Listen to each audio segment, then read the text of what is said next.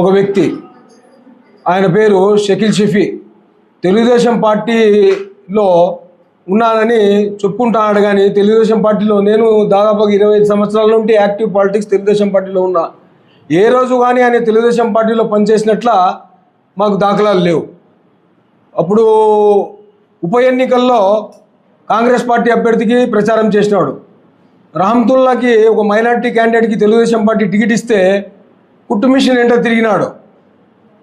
ఆయన తెలుగుదేశం పార్టీకి రాజీనామా చేసి లెటర్ ఉంది. తెలుగుదేశం పార్టీలో ఆయన చేరినట్లు లేదు, ఏడాగాని లేదు. ఆయన విలాసాల కోసము మన ముస్లిం సమాజాన్ని వాడుకుంటా అంటాడు. 24 గంటలు వైసీపీ కార్పొరేటర్లు కానీ, వైసీపీ మేయర్ కానీ, వైసీపీ వాళ్ళతోనే ఆయన ఎక్కువ కాలం గడుపుతూ అంటాడు. ఆయనకు పార్టీలతో సంబంధం లేదు. ఆయన మా పార్టీలో ఉన్నట్లు కానీ ఏడా కానీ దాఖలాలు లేదు. ఒక్క ప్రోగ్రాంలో కానీ ఆయన ఇన్వాల్వ్ అయినట్లు కానీ ఏడా కానీ లేవు. మన జిల్లా లీడర్లు ఆయనకు ఎందుకు అంత ప్రోత్సాహన చేస్తారో మాకు అర్థం కావడం లేదు. తెలుగుదేశం పార్టీలో ఉన్నట్లు కానీ ఆయన ఇప్పుడే కానీ దాఖలాలు కానీ లేవు, ఆయన ప్రూఫ్లు కానీ లేవు తెలుగుదేశం పార్టీలో పనిచేసిన వ్యక్తిగా.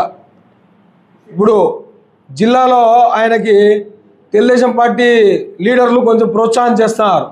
ఇలాంటి వ్యక్తులు ప్రోత్సాహం చేయడంలో మన తెలుగుదేశం పార్టీ దెబ్బతింటుంది. మన కార్యకర్తలు డిప్రెషన్లో పోతారు. పార్టీ పనిచేసిన వాళ్ళు ఏడ ఉంటారు, కానీ ఇట్లా షో చేసే వాళ్ళంతా ముందుకు వచ్చి ఎమ్మెల్యే పైన వాళ్ళపైన వీళ్ళపైన ఆపాదన చేస్తే ఇది మంచి పద్ధతి కాదు. షకీల్ షఫీ, నీ రూట్ మార్చుకో. నీకు కోఆప్షన్ మెంబరు ఇచ్చినప్పుడు నువ్వు ఒక అధికారి మురళి అనే సిపిఓ అధికారికి దుర్భాషలాడినందుకు వాళ్ళంతా అధికారులంతా కలిపి కలెక్టర్ దగ్గరికి పోయి పెన్ డౌన్ చేస్తే నీకు అధిష్టానం పార్టీ నీకు ఆ రోజు కోఆప్షన్ మెంబర్గా తొలగించి నీకు పార్టీ నుండి సస్పెండ్ చేసి వేరే కదిరి ప్రాంతం ఆయనకి కోఆప్షన్ మెంబర్ ఇచ్చిన ఘనత నీది. నీ క్యారెక్టర్ సరిగ్లేదు. మొన్నటికి మొన్న డిఎండబ్ల్యూఓ అధికారి పైన నువ్వు అవాకులు పేరితే ఆయన డిప్రెషన్లో పోయినాడు. నీ జీవిత చరిత్ర అంతా ఒకరికి ద్రోహం చేసిందే. నువ్వు పార్టీకి మేలు చేసింది ఎప్పుడు లేదు. రహమతుల్లాకి ద్రోహం చేస్తేవి. మహాలక్ష్మికి ఉప ఎన్నికల్లో నువ్వు కాంగ్రెస్ పార్టీ అభ్యర్థికి ప్రచారం చేసినావు. ఇవన్నీ ప్రూఫులతో సహా మాకున్నాయి. ఈ రోజుకి స్టిల్ నువ్వు తెలుగుదేశం పార్టీ కార్యకర్త అని చెప్పుకుంటున్నావు. 25 సంవత్సరాల నుండి యాక్టివ్ తెలుగుదేశం పార్టీలో ఉన్నా. ఏనాడు నువ్వు ఏ పాలిటిక్స్లో కానీ నువ్వు ఇన్వాల్వ్ అయినట్లు ఏడన్నా ప్రూఫ్లు ఉన్నాయా? ఏ ధర్నాలో పాల్గొన్నావు? ఏ ధర్నాలో కూడా పాల్గొనలేదు. నువ్వు ఊరికే షో ఆఫ్ చేస్తూ ఉంటావు. జిల్లా లీడర్కి ఒకటి విజ్ఞప్తి, మినిస్టర్లకు కానీ మన జిల్లా అధ్యక్షుడు కానీ ఇలాంటి దావెంట పోయే దాసప్పులు అందరూ తెలుగుదేశం పార్టీ అని చెప్తారు. కరెక్ట్గా ఇతను దావెంట పోయే దాసప్పనే. ప్రతి ఒక్క పార్టీలో ఇతను ఉంటాడు. తెలుగుదేశం పార్టీ కార్యకర్త అయితే కాదు. ఇలాంటి వాళ్ళవి తీసుకొని మీరు అధిష్టానం ముందు పోతే అది పద్ధతి కాదు. చూసుకోండి, కార్యకర్త కాదా అనేది ఆలోచించండి. ఏ పార్టీ అధికారంలో ఉంటే ఆ పార్టీలో చేరుకుంటారు. వాళ్ళ తండ్రి కాలం నుండి వీళ్ళు మా సమాజానికి ద్రోహం చేసినదే కానీ మా సమాజానికి మేలు చేసిందేం లేదు. వీళ్ళు ముత్వల్లీలని చెప్పుకుంటారు. యాక్చువల్గా వీళ్ళకి ముత్వల్లి అనేది లేదు. వీళ్ళ తండ్రి కాలం నుండి మాకి ఎలక్టెడ్ ముత్వల్లీలు కాదు. వీళ్ళు రీఇన్స్టేట్ చేసుకున్న ముత్వల్లీలు. వీళ్ళ తండ్రి గారి ఘనత ఇంకా ఎక్కువ ఉంది. వీళ్ళ తండ్రి గారు ఒక బ్రాహ్మణ్ స్త్రీకి ఆయనతో సహజీవనం చేసి ఒక కూతురు జన్మించినాడని చెప్పి ఆమె ఒక ఖాజీ ఇమాం షరీఫ్ గారికి ఒక లెటర్ సమర్పించుకుంది. ఆమె ప్రూఫులతో సహా మాట్లాడుతున్నాం మేము. ఇలాంటి వ్యక్తులు మా ముస్లిం సమాజంలో ముత్వల్లిగా చలామణి అయ్యేకి అర్హతే లేదు.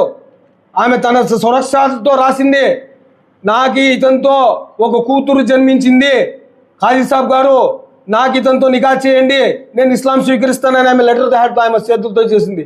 ఇలాంటి నీచమైన వ్యక్తులు మా పార్టీలో ఉండే అర్హత లేదు ఇతనికి. మా పార్టీకి అతను రాజీనామా చేసినాడు. అవసరం యాదుంటే ఆ ఊసురు బిల్లి మాదిరిగా మారుతాడు ఇతను.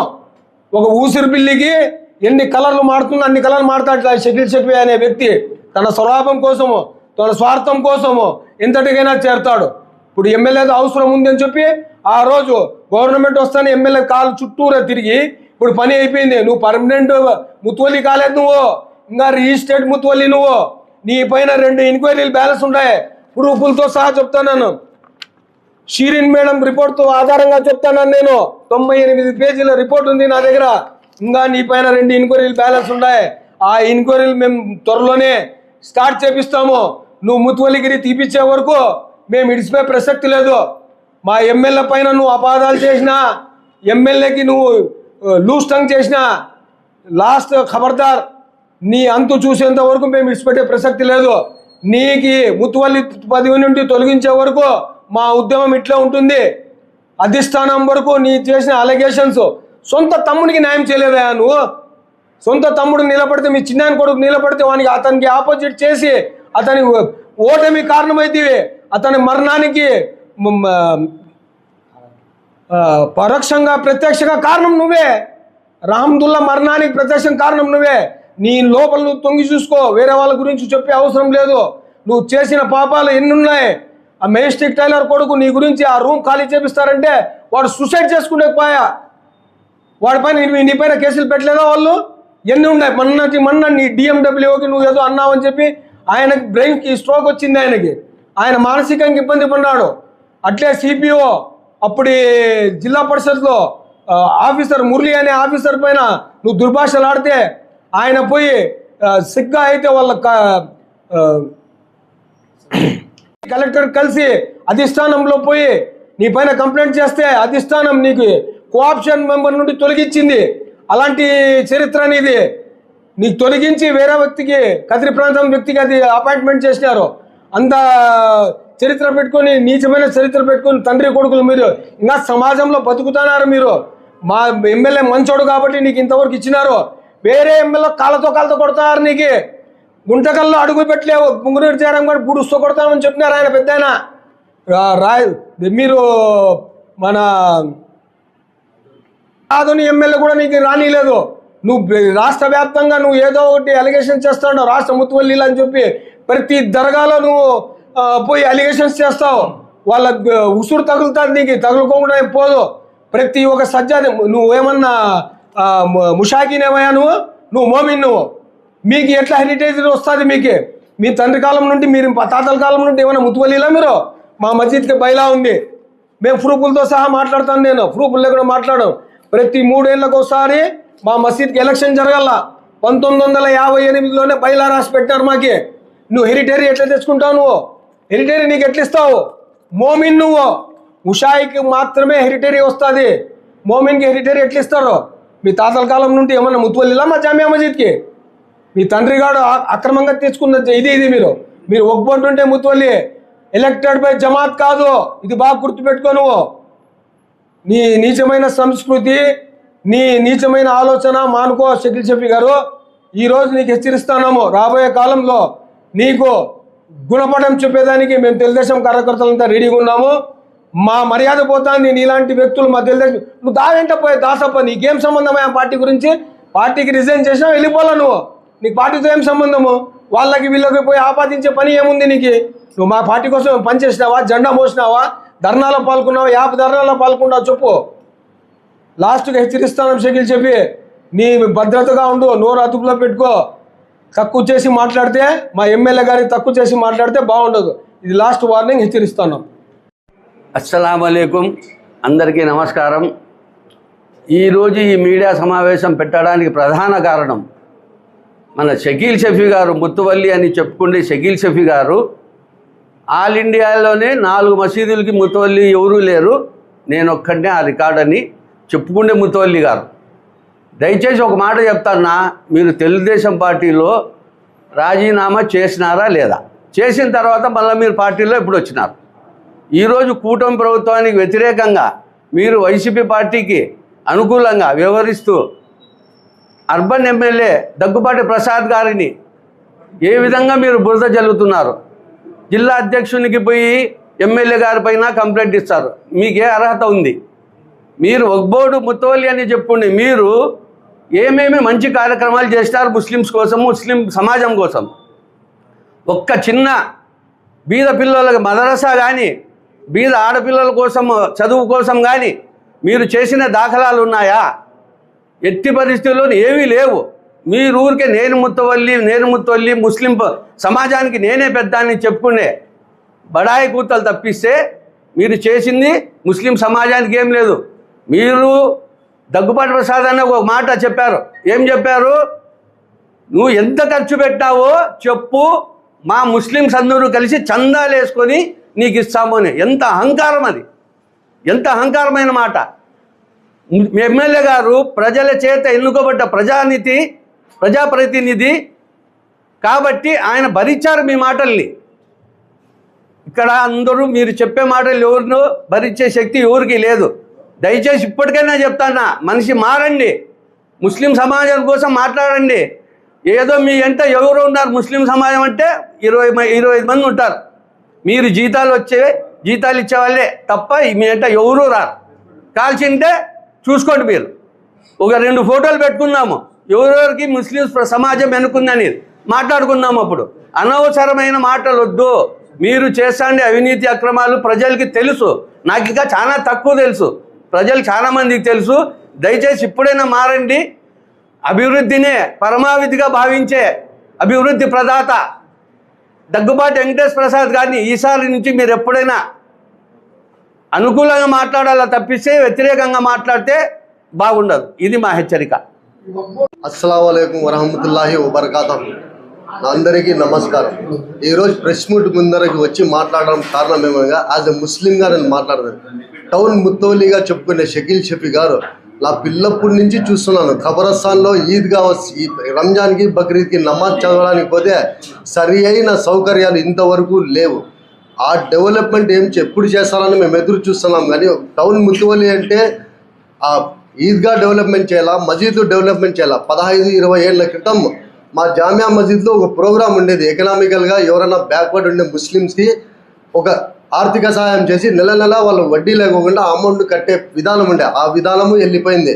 ఈరోజు చూస్తే టౌన్ అంతటా చాలామంది క్యాస్ట్ వాళ్ళు వాళ్ళ పిల్లల కోసం ఇన్స్టిట్యూట్లు, కంప్యూటర్ ఇన్స్టిట్యూట్లు పెట్టారు. కానీ మైనారిటీకి వచ్చిన దౌర్భాగ్యం ఏమంటే వర్క్ బోర్డు వాళ్ళు ఎటువంటి పిల్లలు కానీ ఎడ్యుకేషన్ పరంగా కానీ ఎటువంటి సహకారం ఏమీ లేదు. మా పిల్లలు వేరే ఇన్స్టిట్యూట్లకు పోవాలంటే చదువుకోవాలంటే మాకు చాలా భయంగా ఉంది. ఎందుకంటే సొసైటీలో బాగలేదు, ముస్లిమ్స్ పైన అందరూ చేస్తున్నారు, దాడులు చేస్తున్నారు.